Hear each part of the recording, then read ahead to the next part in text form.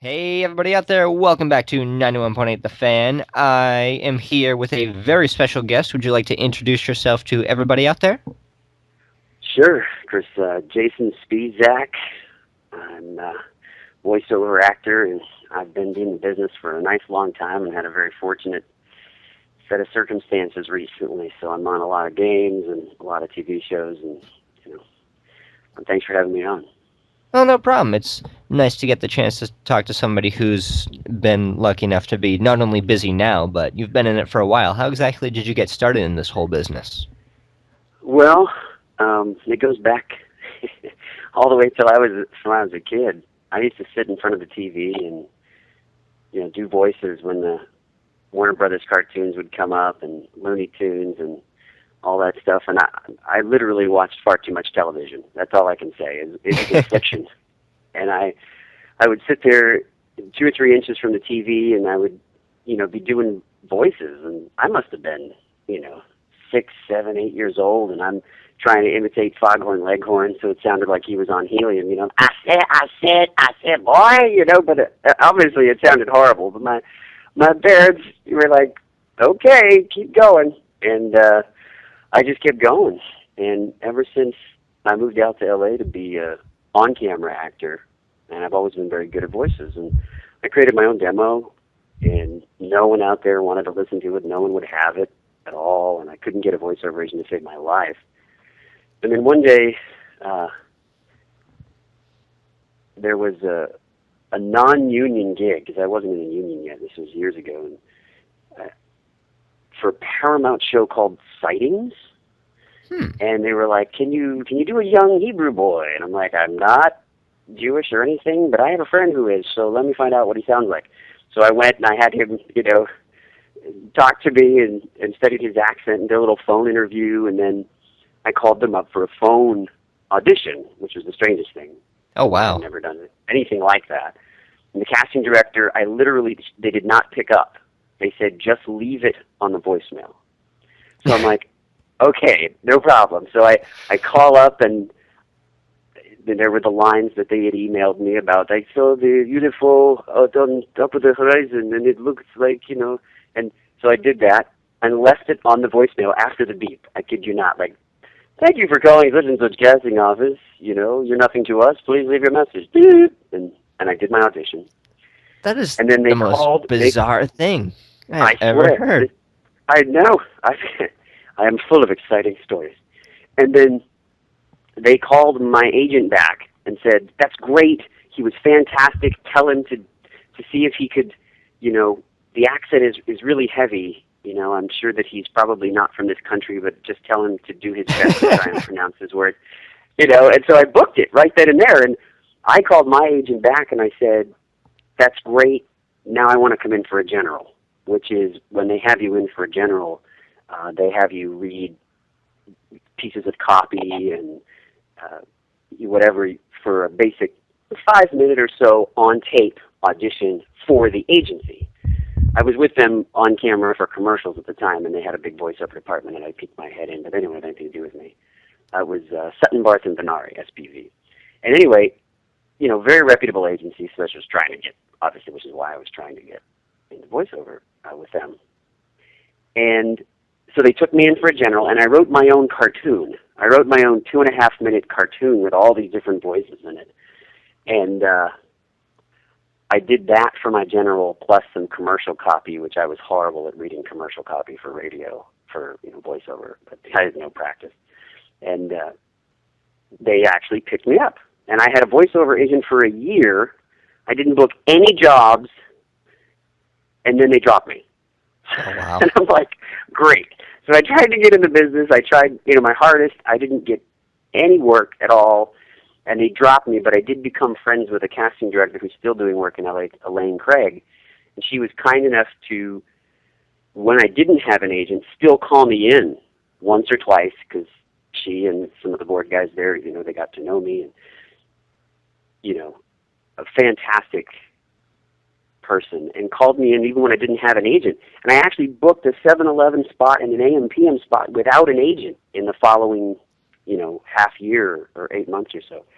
And then after that, I said, hey, if you guys know of any voiceover agents that need someone in my age range, please talk me up or whatever if you know anybody. So then Elaine Craig put me in touch with TGI, Talent Group, which is now Vox Inc.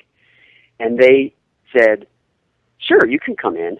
And I met with them. They loved me. I loved them. And a week later, I was on Nickelodeon and Rocket Power. There you go. Good stuff, Rocket So Power. I missed that show. Yeah, 40 episodes of that. Twister, you little dork! That was Lars Lombardo. He played Lars, and I played Pie and Sputz, actually, on the show. Good So that's stuff. how I got in. And I guess you'd say the rest is history, or at least that was the hard part. It's always hard to get a job and keep a job in voiceover because there's so many talented people. And you got a lot of people that you're going up against. Yeah. But most recently, you've had it pretty easy. Got a few good games out there. New Uncharted. Yeah, Uncharted Golden Abyss for the PS Vita. Could you tell us a little bit more about your character, Jason Dante? It's amazing. The game is a bit of a prequel of sorts to the Uncharted series. And I can't go into any details about, the plot or anything, but Jason Dante is someone from Drake's past. Sort of like Sully, is somebody who goes way back with Drake. And so Jason, I go way back with Drake. And it's great because it shows a different side of who Drake is before the Uncharted series kind of takes place. And I'm one of the kind of guys who he used to hang out with. And believe it or not, Jason Dante is a guy from Jersey. Hey, Drake, how you doing? He's very much a good fella, so to speak, from around the way. And, is Drake's friend. And so we go on an adventure together. It's, the very first scene is me and him in a Jeep pulling up to this place in Colombia. And I'm not going to go too much further into it there because you got to play the game. You got to get it. It's so doing motion capture at Sony Electronic was so amazing. They had all of these cameras, lined up, and you put on this black suit, and then you're a child. For the rest of the time, your imagination creates everything. They give you a stick, it's a sword. They give you a plastic thing, it's a gun. And you are creating this entire real world, character and all, posture and everything, out of nothing. Because you're just wearing a wetsuit that has a bunch of glow balls all over it, and you are creating the moment with the other actor, the intensity, all of that stuff from scratch. And it is so fun. Nolan North and I, which we also do Young Justice together. He plays Superboy, I play Kid Flash on Cartoon Network on Young Justice. And we had such a great time for the 3 or 4 months that we did Uncharted Golden Abyss. And it really shows in the relationship between these two characters. These Jason Dante and Drake, it's a love-hate relationship. They hate each other because they're always in competition, being the treasure hunters that they are. But, they also are buddies and get each other out of hot water. And it's the dynamic of that relationship was palpable during the creation of the game. And they gave us a lot of freedom to work on that relationship and make things, ad-lib. Nolan and I would put in all kinds of stuff, and they can keep what they want to keep. But we had a lot of fun. And Jason Dante is unforgettable. I had somebody come up to me and say that it was their favorite villain of any video game they've ever, seen. And I think that's going a bit far, but he is definitely, a different kind of character. A good guy, bad guy. It's interesting. It certainly sounds pretty interesting, and hopefully a bunch of people will get the chance to check it out when it comes out with the Vita at the end of the month. Yeah, that's my hope. I love the new platform. It's such an amazing piece of machinery. And when we were making the game, there was discussions about, because we would get to see some of the animation, we would get to see some of the artwork, done, and in a mock handheld environment and talking about this, how when you were in line, somewhere, at Disneyland, or this was a game that you can pick up and take with you, and it has the same dynamism and interactivity and, story and character and action that the console game has. It has all that, but it's in your pocket, and you can just put it away and pull it out when you have a second. Definitely. Because, there are some people who would sit down and play Uncharted and not leave their room, because they want to solve the game, and it's so, it's a theatrical piece as well. And it has that same feel to it, only it's in your pocket. And there's all these great gestures that you can do with your hands and fingers and stuff that make it playable in the smaller format. All that stuff. Like you're actually physically solving puzzles. It's so cool. And speaking of games that are really well done, you'd hardly be able to tell that it is on a handheld that you can just pop open as the Dissidia Final Fantasy games. Those are loads of fun. Yeah, they are. As a matter of fact, I've been very fortunate to be in, I think, 2 of those now. One I can't talk about because it was so recent, and the other one where I played Bart. And he's a fun character to play because he's an imitator. Yeah. So, I basically get to be every character. I get You to get the best of Bart everything. Plus all at everybody once. else. I get to impersonate whoever I'm attacking or at the time, or whoever the creator said they wanted him to be like in that moment. So my flexibility as a voiceover actor came in very handy. I have fought plus against... he's a bit of a jovial, guy, kind of brushes everything off, and it's kind of fun and aloof, so that was kind of nice to play. Yeah, I have fought against several computer-controlled Bartses, and every single time it seems like they have the most annoying attack from 6 different characters, and they just use every single one of them. Yeah, I wish I could take credit for any of that, but I can't. I wish I could take credit for his character in the world, but I can't. They just ask me to sound like some of them sometimes, but all the moves and everything like that, I didn't have any input into that, unfortunately. Yeah, I think it'd be a little difficult to do motion capture for a game like Dissidia. I sure it'd have to be very black and blue, a lot of bruises, a lot of trips to the emergency room. You'd have to be pretty flexible, too. Right. The splits come in very handy. But I think on that note, we're going to take a short musical break, but don't go anywhere, because we won't be going anywhere. When we come back, my special guest and I will still be here, and we'll talk about some other stuff. What will it be? We're not sure yet, but we'll figure it out. So keep it tuned to your favorite station. Everything you want and nothing you don't. Oh, golly, I'm bored. Have you considered listening to some music, Mr. Ooze, sir? It's time to pay the piper. As fun as destroying the command center may be, sir, might I suggest 918 The Fan? Lots of amusing teen DJs and the like. A teenager with a big mouth. Not much has changed in 6,000 years. I believe, sir, that they also have a number of celebrity guests from the anime field in for interviews. Woo! Where's my autograph book? That's the spirit, sir. 918thefan.com. As the kids say, check it out. Hey, everybody out there, welcome back to 91.8 The Fan. I am still here, and so is my special guest. You are still here, aren't you? I am as here as I'm going to get right now. All right, and that's all we can ask for. I'm in good shape. Yeah, we were talking a bit behind the scenes, and aside from doing all your voicing stuff, you actually do a bit of programming. Oh, yeah. Like, you mean on the different TV shows besides games? Yeah. Yeah, right now I'm on Young Justice, where I play Kid Flash. And I'm on Green Lantern, which is a new show that Warner Brothers made for Cartoon Network.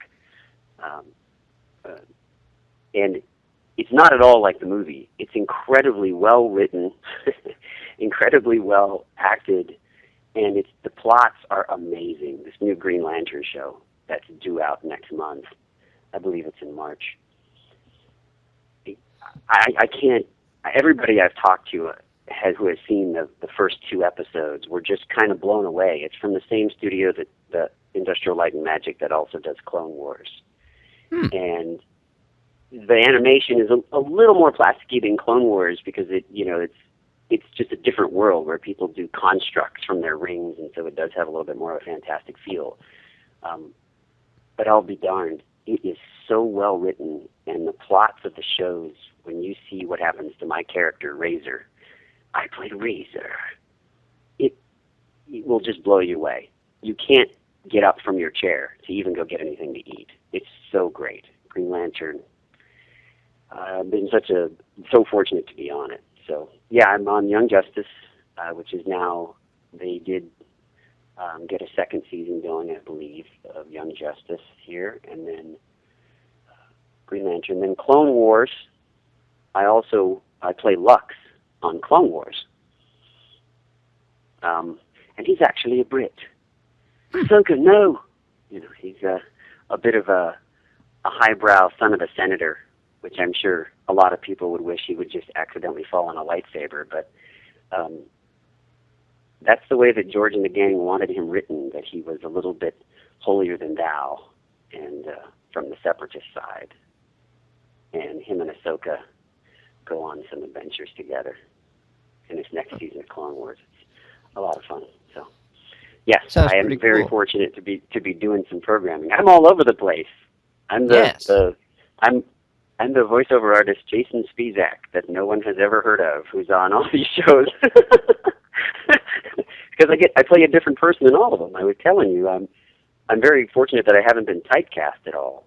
I mean, I play a Red Lantern on the new Green Lantern show. I play a son of a senator, British highbrow kid on Clone Wars, and I play the douchey Kid Flash on Young Justice, and then the New Jersey guy from around the way on Uncharted. I get to do all these wonderful different roles and just kind of duck under the radar. Yeah, it sounds like you've got, quite the varied voice range. You certainly aren't, left out in the field whenever somebody needs a specific type of voice. Yeah, I was telling you, I was doing a new Blind Light game that I can't talk about, and I just did 3 voices for it last week. Blind Light, I think the same studio that did New Vegas, and I played Volpe Inculta on New Vegas, and I'm always glad when creators want something and they don't know what it is. Like I just did Spyro for the new game. Oh, that Spyro. the Skylanders thing.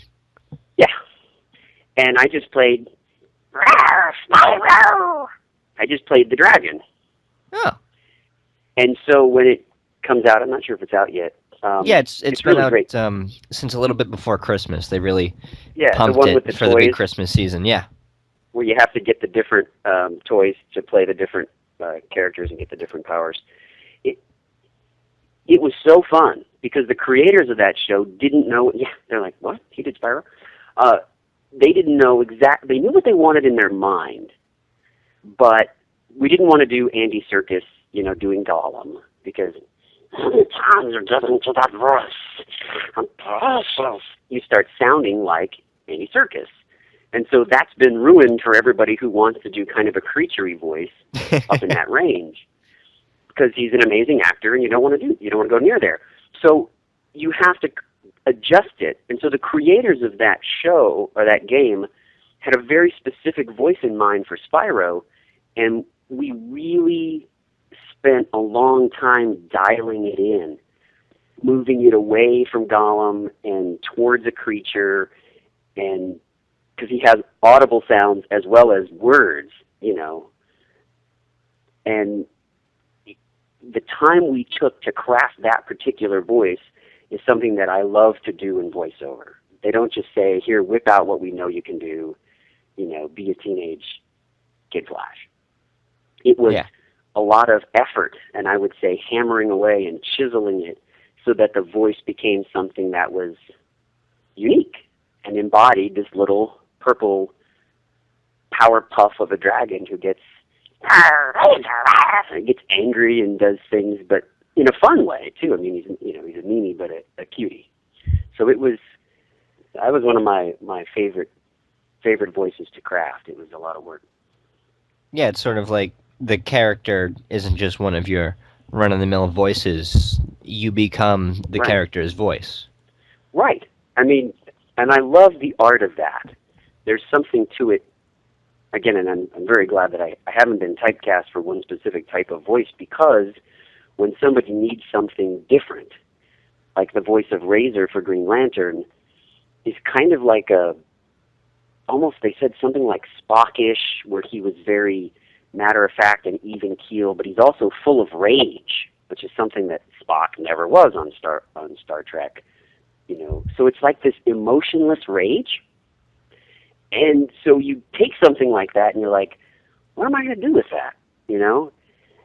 And then Razor I just worked on him for a while. I'm not about to take answers from a machine. Well, he says he doesn't like computers, so I'm not about to argue with a computer. And, you can feel that under his breath he hates you every second he's talking to you, but he's also bored with you and, gets incredibly mad and full of rage because he's a Red Lantern. It's a lot of fun to make something unique.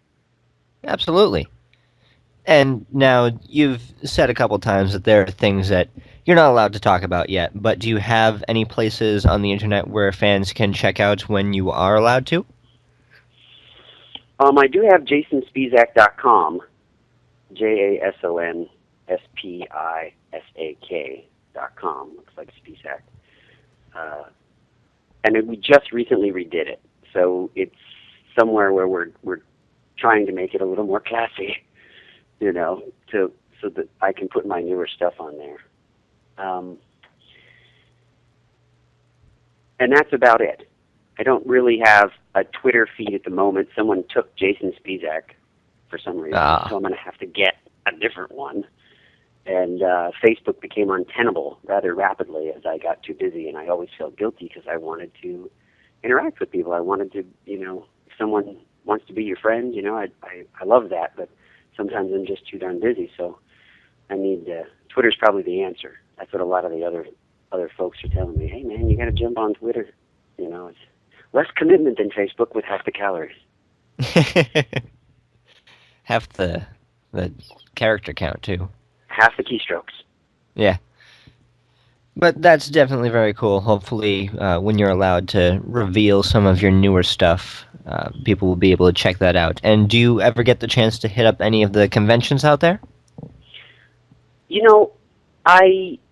I was kind of hoping to go to Comic-Con this last time around because I was on two Warner Brothers shows, Young Justice and Green Lantern, but Green Lantern hadn't quite been released yet. They were talking about it. They announced it at the last Comic-Con, and Bruce Timm, showed some of the artwork and stuff. And so I'm holding my fingers and crossing my breath that maybe I'll get invited to speak on a panel at the next one. I mean, obviously I can go, as just as me, but if you're talking about somewhere where they can, come and chat with me on paneldom, I'm hoping that would be the case. Definitely, and hopefully some of our fans out in the area of Comic-Con will be able to get the chance to see you and say hi and get you the autograph their Green Lanterns and Red Lanterns and whatever other color lanterns they got.